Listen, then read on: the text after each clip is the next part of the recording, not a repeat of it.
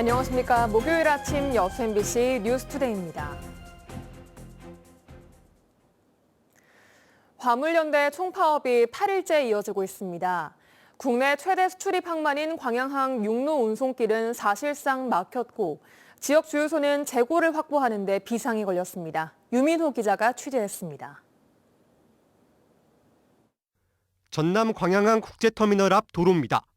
화물차 옆으로 비닐로 둘러싼 농성 천막이 함께 줄지어 서 있습니다. 영하로 떨어진 날씨에도 화물연대 전남지역본부 조합원 500여 명이 물류 거점인 광양항을 중심으로 밤샘 파업을 이어가고 있습니다. 기름값, 톨비, 그다음에 정신값 빼면은 최저 생계비도 안 나오는데 그나마 지금 안전 문제가 법제화가 돼가지고 차량이 드나드는 통로가 완전히 막힌 건 아니지만 화물연대 조합원 가입 비율이 높다 보니 육로를 통한 운송은 거의 막힌 상황입니다. 파업 전 물량을 미리 빼두고 부두한 임시적 치장을 활용하면서 현재 광양항에 쌓여있는 컨테이너 비율은 61.6%. 평소와 비슷한 수준을 유지하고 있습니다. 하지만 파업이 길어지면 언제든 포화에 이를 수 있습니다. 화물연대는 파업의 책임은 정부에 있다며 시멘트 업종에 내려진 업무 개시 명령을 철회하고 노동 탄압을 중단하라고 목소리를 높였습니다. 정부가 이 파업을 종료시키기 위해서는 빠르게 화물연대에서 요구하는 안전임제 연장안과 그리고 분부 확대를 해야 된다고 생각합니다. 광주와 전남 노동시민단체들도 연이은 기자회견을 통해 연대 의지를 드러냈습니다. 주권자인 화물 노동자들에게 반헌법적인 업무 개시 명령을 내린 것에 대해서 대단히 분노하고 있습니다. 화물연대와 정부의 대치 속에 물류 차질도 현실화되고 있습니다. 지역 주유소는 유류 재고를 확보하는 데 비상이 걸렸습니다. 주로 가까운 여수 정유공장에서 탱크로리를 통해 공급받았는데 운송길이 막히면서 비용을 더 지불하고 다른 지역에서 끌어오고 있는 겁니다. 여수 공장에서 출하하던 것이 광주나 목포 쪽 저유소에서 출하하다 보니까 2, 3일 정도의 소요 시간이 더 걸리고 여수산단 석유화학 기업들은 사전 출하 물량을 최대한 늘리고 화물연대와 협의해 일부 긴급 물량을 내보내고 있습니다. 포스코 광양제철소도 선박을 통해 물량을 운송하고 있지만 하루 평균 철강제 17,000톤이 추가가 지연돼 공장 내부에 임시로 쌓아두는 등 피해 최소화에 힘쓰고 있습니다. MBC 뉴스 유민호입니다. 순천시가 다음 달 미래성장 동력 발굴과 도시공간 재창조를 목표로 민선 8기 첫 조직 개편을 단행합니다. 순천시는 인류도시계획단 등 3개 과를 신설, 2개 과를 분리 신설하고 4개 과를 폐지, 1개 과를 통합해 11국 84개 과 체제로 개편할 계획이며 조직 개편의 방향을 정책 구조의 기업형 모델 도입과 융복합 행정 구현 등에 두었다고 밝혔습니다. 순천시는 특히 이번 조직 개편이 도시공간 재창조와 신산업 생태계 구축 등의 역점을 두고 저출산 고령화에 따른 지방 소멸 대응과 조직의 비효율성 개선을 위한 것이라고 덧붙였습니다. 내년에 목포 등 전남에서 열리는 제104회 전국체전이 300여일 앞으로 다가온 가운데 인력 확충이 시급해 보입니다. 목포시와 전라남도는 전국체전 추진단과 전국체전 기획단을 각각 구성해 대회를 준비하고 있지만 인력은 각각 11명과 15명에 불과해 직원들의 업무 과부하를 막고 차질 없는 대회 준비를 위해서는 각각 5명 이상의 인력이 더 필요한 실정입니다. 한편 제104회 전국체육대회는 2023년 10월 13일부터 19일까지 7일 동안 목포 등 전남 일원에서 열립니다. 고흥군이 여수와의 연륙 연도교 개통 이후 파령산권 관광 개발에 주력하고 있습니다. 고흥군은 여수에서 다리를 건너 고흥으로 유입되는 관광객이 연간 450만 명에 이르는 것으로 보고 다양한 사업을 추진하고 있습니다. 최우식 기자가 보도합니다. 고흥의 새로운 관문이 된 파령대교 바로 옆에 휴게소와 카페, 갤러리, 수소 충전소 등을 갖춘 스마트 복합 쉼터 조성공사가 한창입니다. 고흥과 여수를 잇는 5개의 해상 교량 개통 이후 연간 450만 명이 유입된 것으로 집계돼 고흥군이 추진하는 5개의 관광 권역 가운데 파령산 권역이 가장 주목받고 있습니다. 우리 고흥군 관광산업의 발전을 위한 가장 지혜로운 전략은 여수에 오는 관광객을 고흥으로 끌어들이는 것이라고 생각합니다. 민선 8기 고흥군은 200억 원을 들여 파령산 권역에서 5건의 관광 개발 사업을 추진 중입니다. 미르 마르길이 있고 다음에 우리 지금 발사 전망대가 있습니다. 발사 전망대가 스카이워크, 그다음에 지금 노후 재생 사업으로 저희들이 먹거리, 즐길거리를 지금 시설 중에 있고요. 앞으로도 민자 투자를 해서 모노레일이라든지 특히 고흥 관광의 킬러 콘텐츠로 여수가 건너다 보이는 2개의 산 정상을 잇는 케이블카 설치 제안이 눈길을 끕니다. 파령대교가 이어지는 부분에서부터 해발 343m의 우각산, 447m의 우미산을 연결하는 케이블카를 추진한다면 관광객들이 확실하게 유입되고 고흥군은 일단 새로운 관광 인프라의 필요성에는 공감하면서도 규제가 많아 어렵다는 점을 감안해 가능한 방안을 모색한다는 방침입니다. 규제 해제 및 민간 사업자 등 사업 주체가 경제성이 필요하다고 할 때 이 사업이 적시에 설치될 것으로 판단됩니다.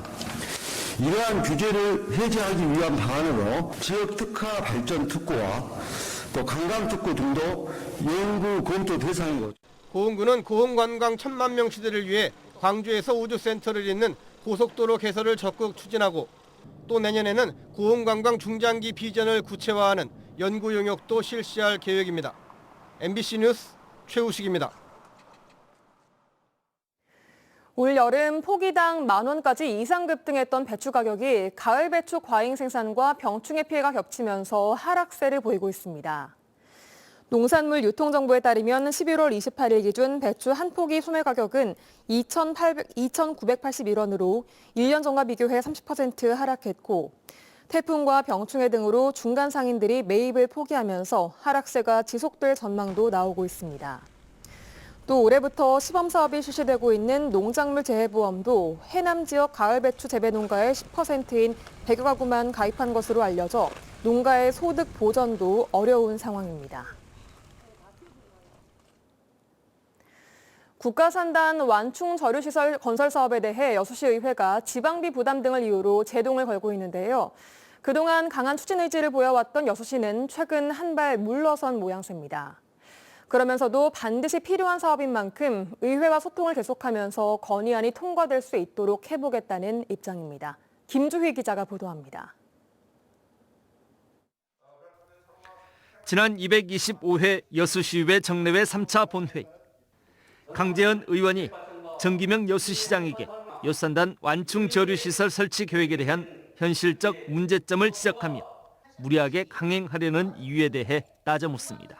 시민의 혈세를 1,000억을 투입하는데 이게 가만히 있을 사람이 어디 있습니까? 그리고 매년 65억이라는 운영비가 또 20년 동안 유지가 돼야 되고 그 유지관리 비용 이것저것 해서 정말 필요한 일이라면 얼마든지 해야죠. 그래서 이 부분은 다시 한번 검토가 필요하다. 의회는 산단 완충 저류시설 설치를 위해서는 원인자 부담을 전제로 한 정밀 기초조사부터 필요하다는 입장을 밝히고 있습니다. 또한 강재현 의원이 산단 내 자연하천을 천연 저류시설로 활용해보자고 제안하자 정기명 여수시장도 그동안의 추진 강행 입장에서 한 발 물러섭니다. 그냥 천연 완충 저류시설이 지금 사실상 있지 않습니까? 저걸 활용하면 되겠다고 생각이 듭니다. 네, 굳이 저 산옥에다가 완충 저류시설을 만들 것이 아니라 저런 지금 자연시설이 있기 때문에 저것을 한번 잘 활용해 보도록 적극 검토해 보겠습니다. 하지만 여수시 실무 부서 차원에서는 여전히 사업 지연에 따른 우려감을 감추지 못하고 있습니다. 지난해 11월 발생한 오리온 카본제 벙커 CO 유출 사고 같이 현재의 시스템으로는 환경 오염 사고를 막기에 한계를 드러내는 사고들이 발생할 수 있는 여지가 여전히 적지 않다는 겁니다. 그러면서 의회와 접촉면을 늘려가며 원인자 부담의 근거가 될 관련법 개정 관련 추진사항 등에 대해 설명하고 관련 사업의 시급성에 대해서도 적극 알려 궁극적으로 동의안 상정까지도 시도해 보겠다는 겁니다.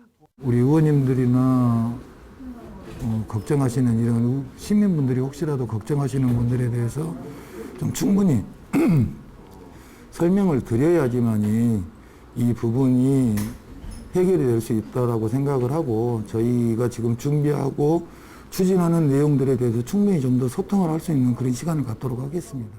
산단 내 환경 오염 물질이 해양으로 유입되지 않도록 여수산단 내 세 곳 지점에 18만 톤 용량의 저류주와 56km의 차직 관로를 조성하는 여수산단 완충 저류시설 건설 사업. 사업의 필요성에 대해 시 정부와 의회 간 큰 틀에서 공감대가 존재하고 있는 만큼 소통을 통한 새로운 돌파구 마련이 시급해 보입니다. MBC 뉴스 김주입니다. 목포 수협 8호 위판장이 목포 북항에 새롭게 문을 열었습니다. 전남 서남권에서는 가장 큰 규모인데요. 양정은 기자가 취재했습니다. 연면적 2,100여 제곱미터의 대형 건물이 목포 북항에 들어섰습니다.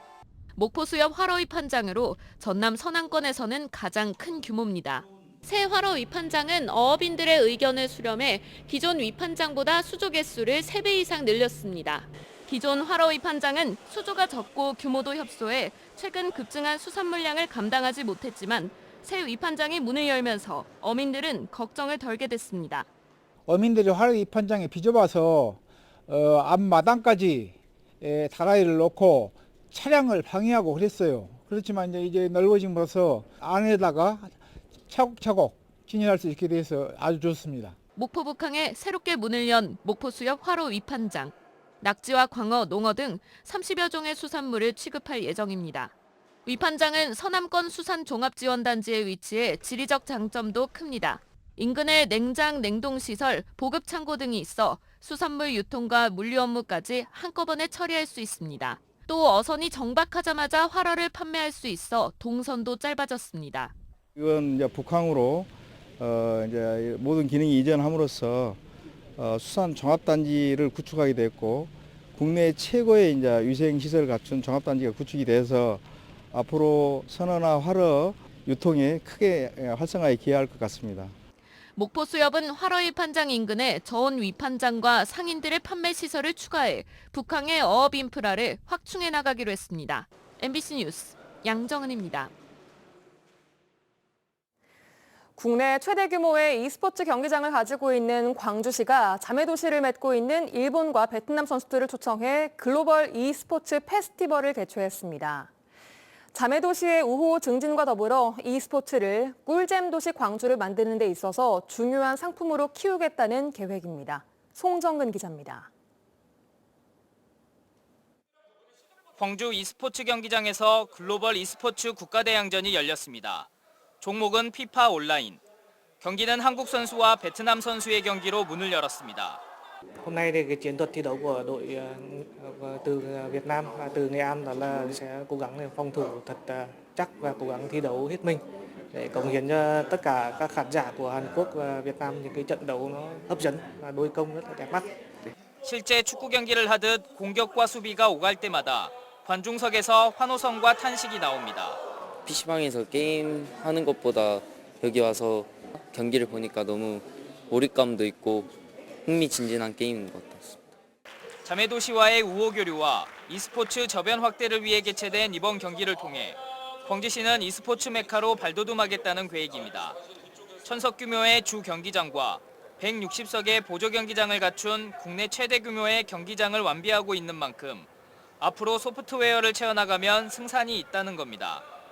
강기정 광주시장도 앞선 지난 월요일 e스포츠 전문가와 대학생 게이머를 초청해 광주만의 특색 있는 e스포츠 대회 운영과 온 가족이 함께 즐길 수 있는 e스포츠를 논의하는 등 광주를 꿀잼 도시로 만드는 데 e스포츠를 대표 상품으로 만들겠다고 밝혔습니다. e스포츠와 관련해서 우리가 지혜를 한번 모아보는 대화라는 자리를 갖게 돼서 감사하게 생각합니다. 광주시는 또 내년 초 미국 ESTV와 e스포츠 글로벌 대회 유치에 대해 상호 협력하는 협약을 체결하고 고등학교 e스포츠 육성팀 창단 목표를 세우는 등 쟁걸음을 이어가고 있습니다. 국내 최대 규모의 경기장이라는 훌륭한 하드웨어를 갖추고 있는 광주시가 걸음마 단계를 넘어 도약기를 맞이할 수 있을지 관심이 주목되고 있습니다. MBC 뉴스 송정근입니다.